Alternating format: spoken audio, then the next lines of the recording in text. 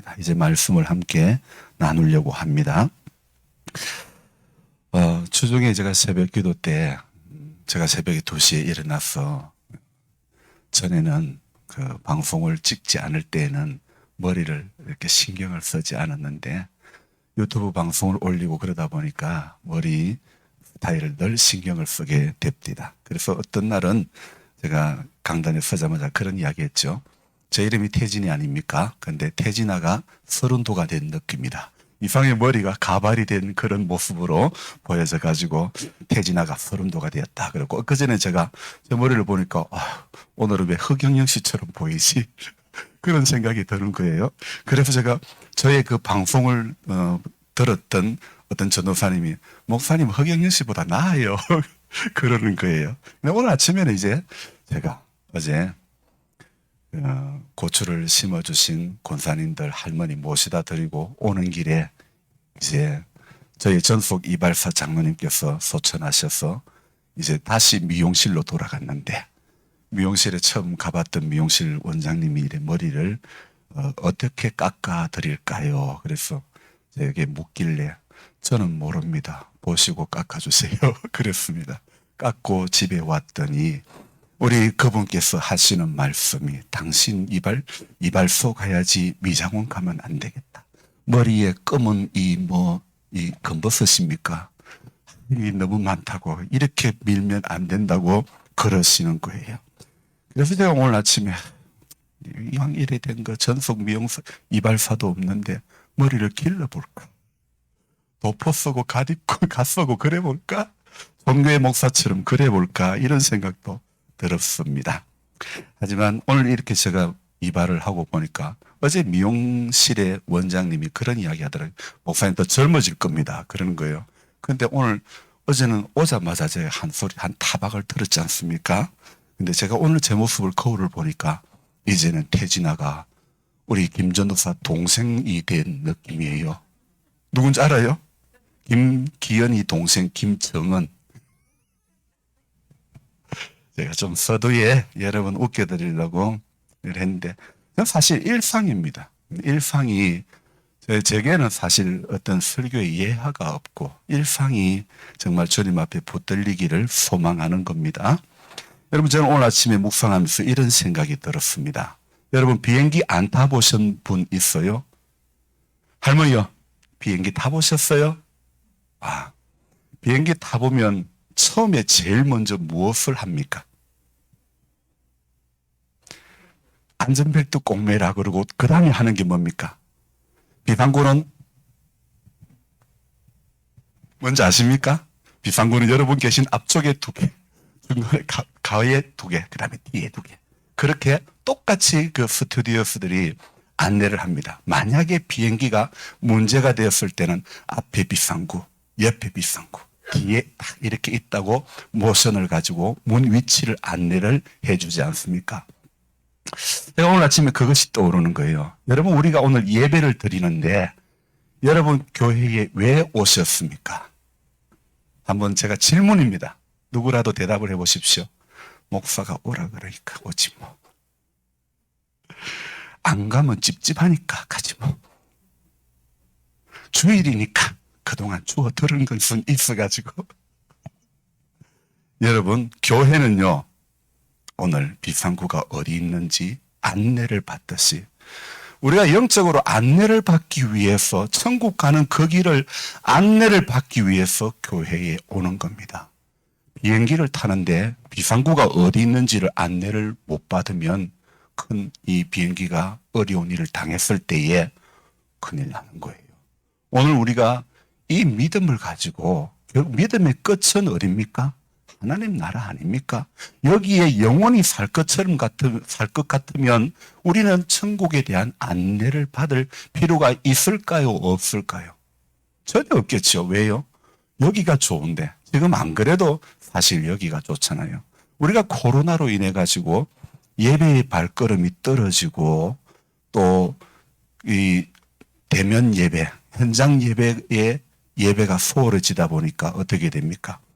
안 그래도 교회 가기 싫은데 이참에 저참에 잘 됐다. 그런 분들이 그래서 도시교회는 우리 교회는 반토막 났다. 반토막 나은 경우는 다행이고 3분의 1, 10분의 1밖에 안 나오는 교회들도 허다하다고 그러지 않습니까? 이참에 저참에 그냥 믿음이 식어지는 사람이 있고 이래도 저래도 믿음이 올라가는 사람이 있는 것입니다. 여러분, 믿음은 환경이 아닙니다. 환경이 어떻게 우리에게 주어졌다 할지라도 우리는 풍랑을 인해서 더 빨리 나아가야 되는 겁니다. 더 문제로 인해서 주님 앞에 더 가까이 가려고 몸부림을 쳐야 되는 것입니다. 떨어지는 자 되어서는 안 되는 것입니다. 믿음의 자리에서 낙오되어지는 인생이 되어지면 안 되는 것입니다. 저 중에 이제 제가 매일 2시에 일어나서 글을 적은 꼭두새벽 묵상이라는 글, 제가 작년에 도대체 몇 월 며칠부터 시작했는지도 모르겠고 제가 이렇게 길게 이어질 줄도 몰랐고 제게는 그런 능력도 없고, 그래서 제가 처음 적을 때에는 몇 번이라는 이름도 적지 않고 적었는데, 근데 적다 보니까 이런 생각이 듭니다. 내가 도대체 작년에 언제 시작을 했지? 그렇게 알아보려고 해도 알아볼 방법이 없었다는 거예요. 왜냐하면 저는 이것을 따로 무슨 책을 내거나 어떤 꼭 보관을 해야 된다는 생각이 없었고, 하나님 기뻐하면 어떤 길이 있겠지, 이런 막연한 생각만 했단 말이에요. 그런데 이제 길어지다 보니까 그런 생각이 드는 거예요. 이거 그냥 그럼 처음부터 다 알았으면 좋겠는데, 제가 휴대폰을 바꾸는 과정에 있어가지고 전에 카톡에 저장했던 것이 전부 다 전화를 바꾸니까 전부 다 안 볼 수가 없는 거예요. 그래서 좀 아쉽다. 제가 이 글 적은 것을 보내드리는 사람들에게 그러면 받아가지고 모아볼까? 그 생각도 하다가 그건 또 너무 인위적인 것 같아, 이런 생각이 들었는데, 그래서 어느 날 보니까 카톡에 월 990원만 내면 지나온 과거를 볼 수 있는 거예요. 지나온 저의 그 카톡의 과거 내용들을 볼 수 있는 거예요. 그래서 옳지, 가입을 하고 보니까 희한하게요, 제가 카톡을 쓴 지가 제법 몇 년이 됐지 않습니까? 그랬는데도요, 정말 감사한 게 뭐냐면요, 제가 저장했던 것 중에 작년 5월 2일 날짜부터 딱 이렇게 나오는 거예요. 그래서 제가 뒤져보니까 언제부터 제가 꼭두새벽 묵상을 적었느냐, 5월 20날부터입니다. 감사한 게 카톡 시작한 지 벌써 10년 넘었지 않습니까?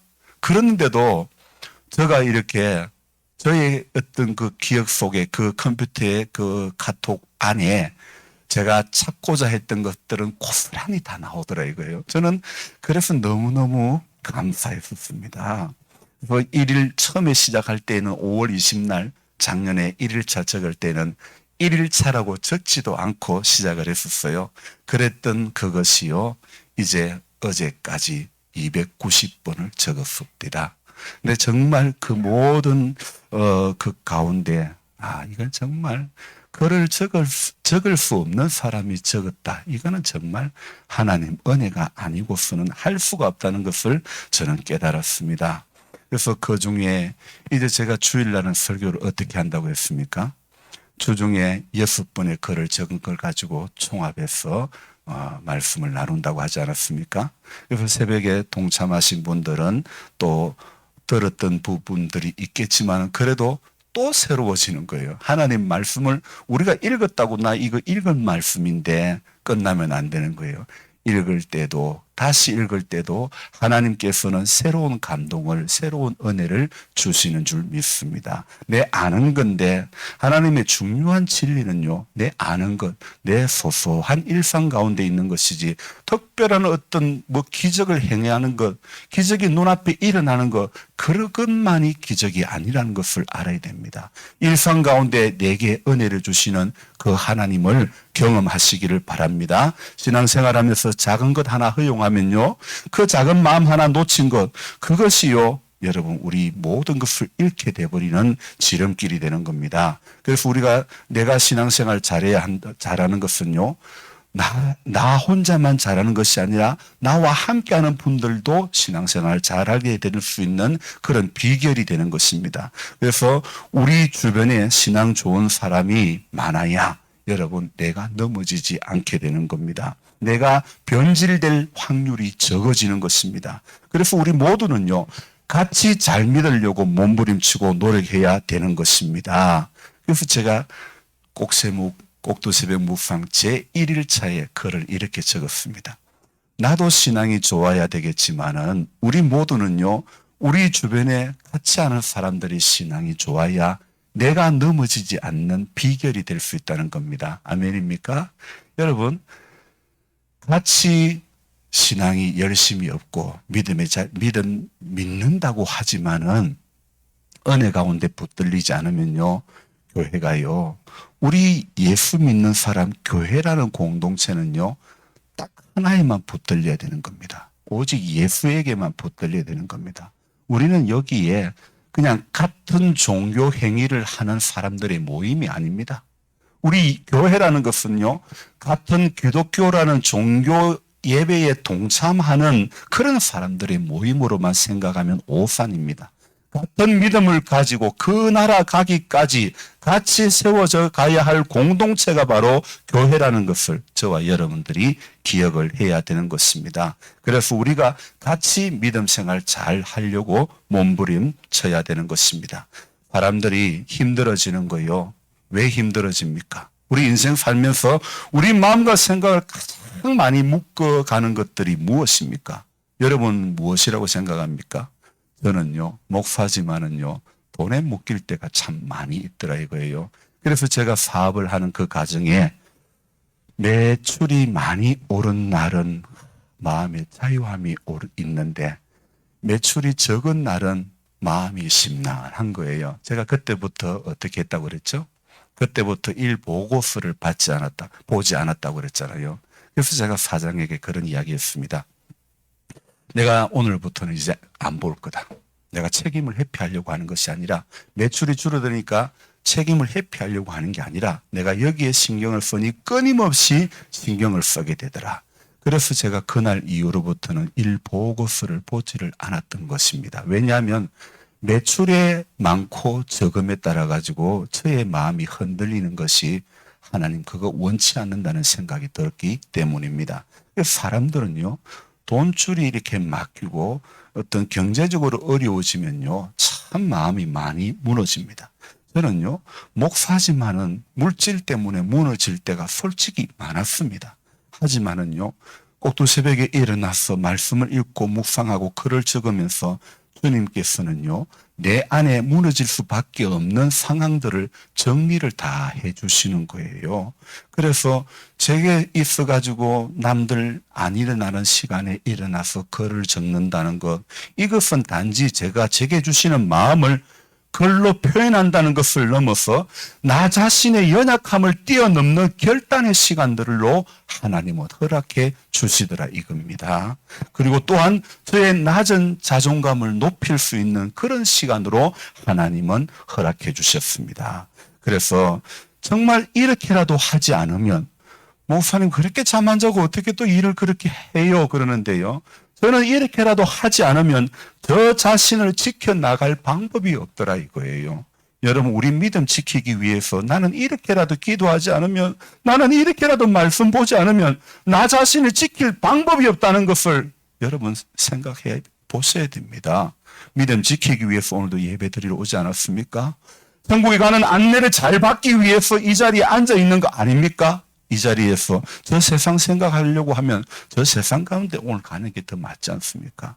여기에 들어와서 우리 몸이 여기에 앉아 있는 한 우리는 천국에 관한 안내, 예수에 관한 안내, 하나님 나라에 대한 그 안내를 오늘도 받아야 되는 것입니다. 이렇게라도 우리가 안내를 받지 않으면 우리 끝까지 믿음 지키고 갈 수 있을까요? 어떤 분이 그럽니다. 죽어봐야 알지. 예수 안 믿는 사람, 예배 안 드리는 사람이 그랬을까요? 예배의 자리에 앉아 있는 분들도 그런 이야기 하더라 이거예요. 여러분, 천국 지옥이 있음이 이 세상이 너무 좀으로 말미암아 그것이 안 보여지는 믿음이 그것이 안 보여지는 사람 되면 안 되는 겁니다. 여기는 잠깐 머물 곳이라는 것이 인정이 되어지고 그 나라 가는 것, 거기에 소망을 두는 사람 되어져야 되는 것입니다. 하나님은 내 안에 무너질 수밖에 없는 상황들을 정리를 다 해주시는데 저 자신의 연약함을 뛰어넘는 그런 결단까지 주시는 것을 경험을 했습니다. 여러분, 또 주중에 에스라 말씀을 읽으면서요, 하나님의 약속이 어떻게 이루어지는가, 그것을 설명하는 과정에 하나님께서는요, 고레스 왕이라는 사람 한 사람을 들어가지고 이야기를 하는 겁니다. 하나님의 택한 백성들이 불순종할 때에, 패역하며 살아갈 때에 하나님은 거대한 나라, 이 바사라는 나라, 이 바사가 아니죠. 바사 앞에 나라죠. 그 나라를 무너뜨리고 다시 하나님은 새로운 나라, 바사 제국을 세우고 고레스 왕을 세웁니다. 근데 이 고레스 왕이 왕위에 오르면서 제일 먼저 한 이야기가 뭐냐? 예레미야 선지자를 통해서 말씀하신 70년이 지나면 다시 돌아가리라, 이 말씀을 고레스 왕 때 하나님은 이루어 가시는 겁니다. 사실 이 바벨론에 의해서 멸망당한 이스라엘 백성들, 하나님 70년이 차면 다시 돌아가리라. 그래서 하나님께서는 고레스라고 하는 바사제국, 신흥제국의 가장 대표하는 인물, 왕을 통해 가지고, 그래서 그의 마음에 감동을 주시고, 하나님은 그 감동을 주신 근본적인 이유가 뭐냐? 예레미야를 통해서 70년이 차면 돌아오게 하신다는 그 말씀을 이루기 위해서 하나님은 역사하신 겁니다. 그래서 고레스를 사용하셨던 것입니다. 여러분, 인생 살아가면서 저와 여러분들은 하나님이 우리에게 주신 약속의 말씀들을 이루어 가시기 위해서 오늘도 지금 이 순간도 일하고 계심을 경험하시기 바랍니다. 이번 한 주간도 하나님 지금도 나를 위해 일하고 계신다는 것을 경험하고 그게 믿어지게 되시기를 주님의 이름으로 부탁드립니다. 하나님이 주시는 감동보다도 다른 마음이 앞서는 것, 그 어떤 것도 내 안에 허용을 해서는 안 되는 것입니다. 오늘 내 말과 내 삶, 내 행동 거지 하나하나가 정말 하나님 앞에서 정직이고 땀이고 결실로 맺어지기를 바랍니다. 역사의 한 정점에서 고레스와 같이 하나님의 감동을 받아 하나님의 약속의 말씀에 쓰임받는 인물이 되었던 것처럼 저와 여러분들도요, 저는 이 글을 적으면서 나도 글에 크게 쓰여지지는 않더라도 내 안에 하나님의 감동이 평생 떠나가지 않았으면 좋겠다, 그런 생각이 들었습니다. 여러분, 저는 이 시골의 봉화 임기의 일에 살고 있어도 정말 제가 기도하는 것은 하나님, 저의 지경을 넓혀 주십시오. 제 지경을 넓혀 주십시오. 그러면서 제가 여기에 있지만은 하나님, 이 시대에 정말 시대를 분별할 수 있는 그런 설교자가 되기를 원합니다. 내 안에 하나님의 감동이 평생 떠나지 않기를 원합니다. 그렇게 기도하고 있는 거예요. 여러분, 사람이 힘들 때 어떤 때 가장 힘든 줄 압니까? 여러분, 어떨 때 힘듭니까? 몸 아플 때 힘듭니까? 자식들이 애를 태울 때 힘이 듭니까? 어떨 때가 가장 힘이 듭니까? 가정적으로 문제가 있고 어려움이 있을 때 힘이 듭니까? 저는요, 제가 이렇게 생각해 보니까 제가 어떨 때 가장 힘이 드느냐? 믿음 생활하면서 은혜가 없을 때 정말 힘들 때다. 목사가 은혜가 없을 때, 내 안에 뜨거움이 없을 때, 그때가 제일 힘듭니다. 정말 큰 문제는, 정말 큰 어려움은 자신의 마음 내면 안에 있어 이는 작은 파도 때문에 여러분 힘이 들고 어려운 거 아닙니까? 이스라엘 백성들이 성전을 이제 포로에서 돌아와서 성전을 재건 공사를 합니다. 그런데 그 공사가 멈추어 버렸습니다. 그래서 이스라엘 백성들은요, 이스라엘 백성들에 있어가지고 성전은요, 그들의 희망입니다. 이걸 꼭 이루어야 되겠다, 재건해야 되겠다, 그들의 희망 사항이었습니다. 그런데 그들은요, 지금 성전 재건 공사가 멈추어 버렸습니다. 그런 가운데 낙심하고 있습니다. 그런데 하나님은요, 그 가운데서도 스가랴 선지자를 세워가지고 소망의 메시지를 주십니다. 그리고 그 소망의 메시지는요, 예수 그리스도를 통해서 하나님의 나라가 임할 것이라는 그 메시지를 주는 것입니다. 세상 나라들은 자신들의 힘과 권력으로 모든 것을 이루고자 하나 하나님의 나라는 연약한 목수이신 대장장이신 그들의 손으로 이루어 가시는 겁니다. 사람들의 눈으로는 흠모할 만한 것이 아무것도 없어도 예수 그리스도 그분을 통하여 하나님의 나라는 지금도 이루어져 가는 것입니다. 그래서 예루살렘 재건은 하나님께서 지키시고 임재하시는 성읍이 될 것이다. 그 말씀을 제가 전하면서요, 예루살렘 성읍이 재건되는 그 과정에 예루살렘 성을 성경은 이렇게 표현을 하고 있습니다. 그 성읍은 성곽이 없는 성읍이 될 것이다. 그렇게 이야기하고 있습니다. 왜? 여러분, 성을 세우는데 성벽이 없는데도 어떻게 안전합니까? 그 말씀 보니까 하나님께서 내 가운데 내가 머물리라. 항상 내 안에, 우리 안에 임재해 주시겠다. 내가 불러서 너희 가운데 거하리라, 임재하리라. 그런 약속의 말씀을 주시더라는 겁니다. 항상 내 안에, 여러분, 인생이 힘들고 어렵지만은 주님이 날 사랑하심, 오늘도 그 사랑이 느껴지는 성도가 힘이 있게 되는 것입니다. 신앙생활, 그것이 있어야 내 안에 주님이 우리 안에 임재해 주시겠다는 약속, 그것을 붙잡아야 저와 여러분들이 든든해지는 것입니다. 여러분, 탁월한 머리가 있어도요, 주님과 상관없고 은혜와 상관없는 인생이 되는 사람이 있는가 하면, 그래서 주님의 나라에 쓰임받지 못하는 인물이 있는가 하면, 좀 부족하기 때문에 늘 은혜를 간구하고 엎드릴 줄 아는, 그래서 늘 묵묵히 한결같이 하나님 앞에 나아가는 그런 사람도 있습니다. 여러분, 어떤 사람입니까? 자기 머리로 사는 사람 되길 원합니까? 여러분, 하나님 은혜로, 좀 부족해도 하나님 은혜로 늘 묵묵히 은혜를 사모하며 엎드리며 한결같은 모습으로 나아가는 그런 사람이 되어져야 될 줄 믿습니다. 여러분, 말씀이 있고 기도가 있고 은혜가 있는 사람이 센 사람입니다. 여러분, 육이 건강한 사람이 센 사람 아닙니다.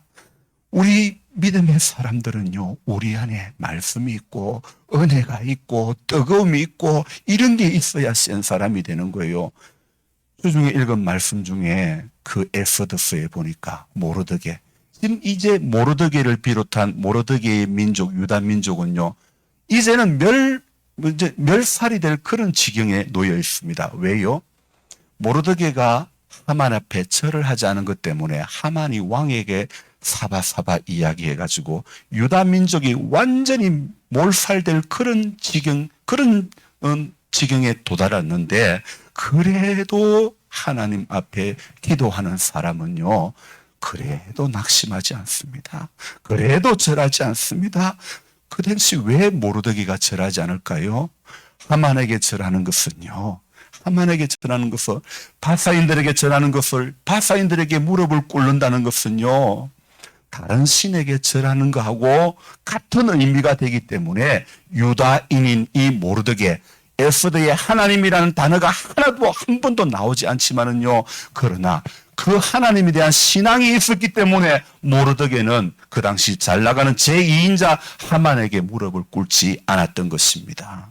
오늘 결과적으로요, 자기의 머리만 믿고 세상의 머리로 처세술을 삼고 살았던 하만은 모르드게를 저 꼴보기 싫은 놈을 내가 높은 장대에 달리라고 세웠던 그 장대에 결국은 자기가 달리고 말았던 것입니다. 여러분, 자기 머리로 사는 사람은 그 높은 장대에 달리게 되는 것입니다. 자기는 유다인임을 밝히는 모르드게. 오늘요, 다른 사람들이 말합니다. 성문 앞에서 너 왜 절하지 않느냐 사람들이 이야기할 때에 모르드게는 당당하게 이야기합니다. 나는 유다인이다. 나는 그리스도인이다. 나는 하나님 믿는 사람이다. 당당하게 모르드게처럼 밝힐 수 있는 사람이 되기를 바랍니다.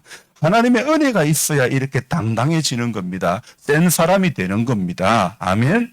여러분, 오늘 우리가 정말 믿음이 있다면 제일 관심을 가지고 눈물을 흘리고 기도해야 될 제목이 이 올해 가정의 달에 가족 구원의 문제가 아닐까 싶습니다. 이 땅에 살고 있는 우리들은 불신 가족들에게 천국, 지옥이 있음을 우리의 삶을 통해서 증거해 내어야 되는 것입니다. 지혜롭게 전해야 될 그런 어려운 과제가 있습니다. 여러분, 성경적인 시간과는 그 시간을 주관하시는 분은 누구라고요? 하나님이십니다. 하나님께서 오늘도 그 시간 가운데서 일하고 계시는 겁니다. 그러나 우리의 모든 인생의 시간은요, 그날에 예수 그리스도의 재림에 초점을 맞추어져 있음을 우리 믿음의 사람들은 알아야 되는 것입니다. 그래서 내게 주어진 인생의 시간에서 그분을 기다리고 그분을 사모하고 그날을 기다리는 것, 그분의 시간 안에 내가 머무는 것, 그것이 참 중요한 것입니다. 어떤 사람, 여러분, 다 그분과 관계없는 삶을 살고 있지만 오늘 이 자리에 앉아있는 우리 모두는요, 땅에서 육의 몸을 입고 있는 시간보다도 이 육의 장막을 벗어나 영원한 그 영혼의 시간 속에 들어가는 것을 더 중요하게 여기는 성도가 되어야 될 줄로 믿습니다. 그래서 여러분, 성도는요, 여기에 이 땅에 초점을 맞추는 사람이 아니라는 겁니다. 전 카메라가 몇 대가 있는데요, 아무리 제가 카메라를 사진을 잘 찍으려고 해도요, 카메라에 초점이 맞지 않으면요, 말짱 도루묵입니다. 초점을 잘 맞춰야 되는 겁니다. 모든 가정을 오토로 놔두고 찍을 수도 있지만은요, 그러나 정말 카메라를 좋아하는 사람, 사진을 이렇게 잘 찍는 사람은요, M 모드, 수동 모드를 놔고 찍는 거예요. 거기에서 자신이 원하는 색깔, 성향대로 사진을 이렇게 찍는데요. 그런 거예요. 그 시간 가운데 아무리 좋은 사진이라, 아무리 좋은 풍경이라도요, 아무리 잘생긴 인물이라도 초점이 맞으시지 않으면 소용이 없습니다. 마찬가지입니다. 우리 인생의 시간도요, 아무리 내가 형통하고 아무리 잘되고 아무리 돈이 많고 아무리 건강해도요, 내 인생의 초점이 그분에게 맞춰져 있지 않으면 소용이 없는 겁니다. 영혼의 시간 한 경점 속에서 내게 붙여진 귀한 사람들에게 하나님을 전해야 하는 것이 저에게 가장 큰 의무 아닙니까? 저는 어제도 교회밭에 고추를 심으면서 제 마음에 이런 생각이 들었습니다. 목사가 교인 노동력 착취하는 건 아닐까? 막 그런 생각도 들고, 힘들고 어려워하시는 우리 성도님들, 이 밭이 이렇게 큰 밭을 목사가 농사 짓는다고 해가지고 힘들게 하는 건 아닐까? 이런 생각을 해왔습니다. 그런데 제가 고추를 심고 이런 밭장만 하면서 정말 이래 느끼는 것은요, 정말 중요한 것은 천국밭, 영혼의 밭장만 하는 거, 그게 가장 제게 급선무라는 것. 여러분, 우리 신앙은요, 내가 살아내는 것, 내가 이겨내는 것, 그것만이 나의 믿음이라는 것 알아야 됩니다.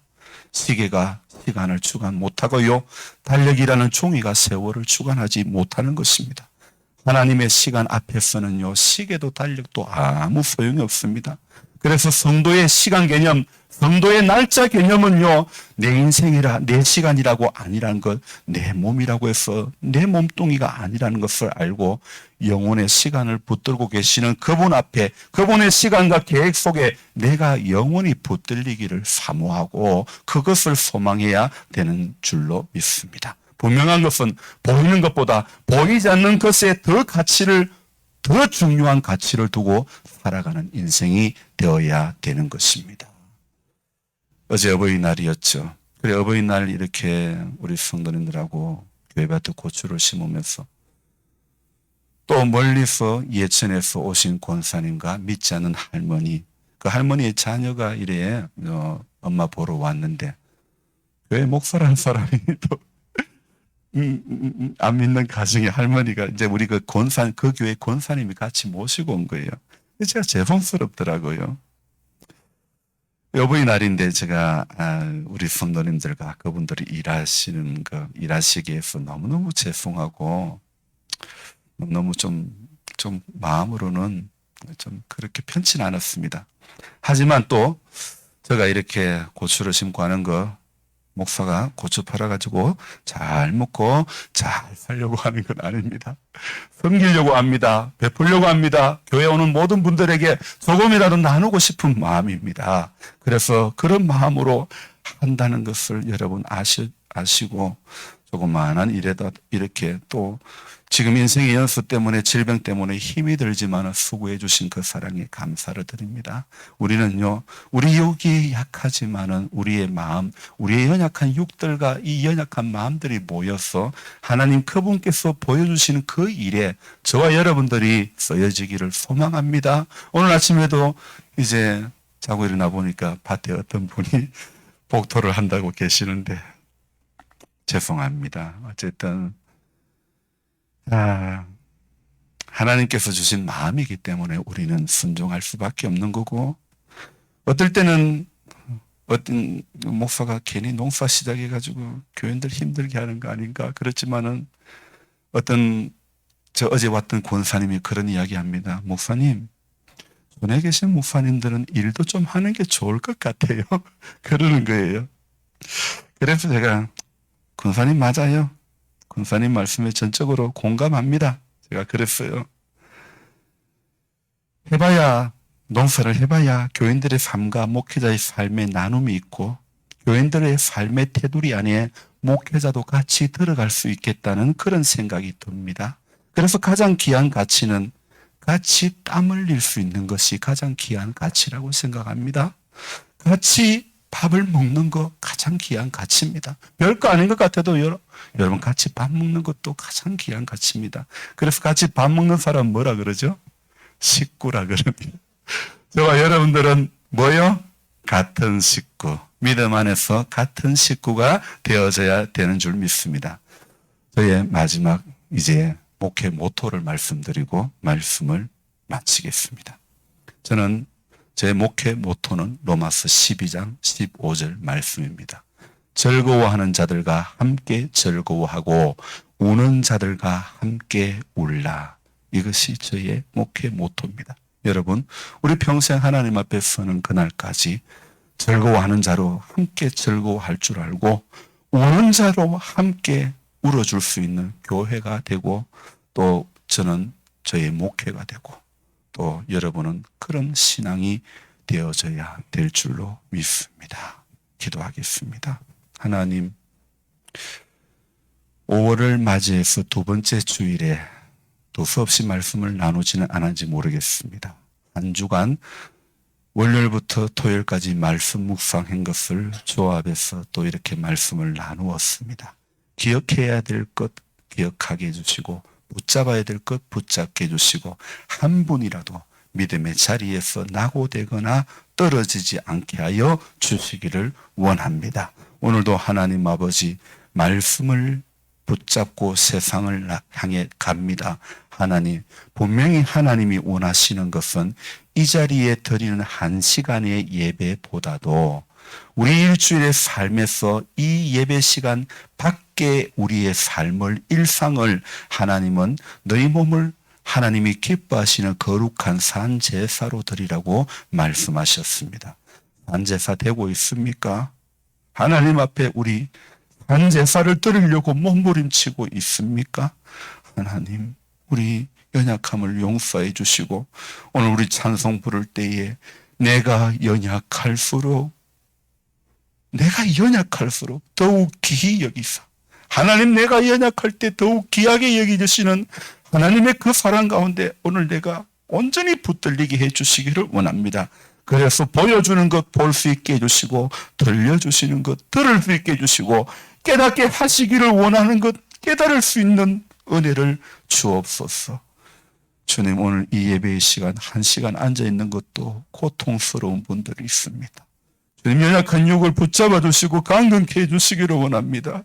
모든 질병이 떠나가게 해주시기를 원합니다. 마음이 무너지지 않기를 원합니다. 은혜 가운데 붙들리기를 원합니다. 소망의 주님 바라보게 하여 주시기를 원합니다. 육이 약해서 하나님 앞에 나오지 못한 분들, 마음이 약해서 마음이 무너져서 시험이 들어서 주님 앞에 나오지 못하는 분들, 주님 다시 불러주시고 다시 은혜 가운데 붙들리게 해주시기를 원합니다.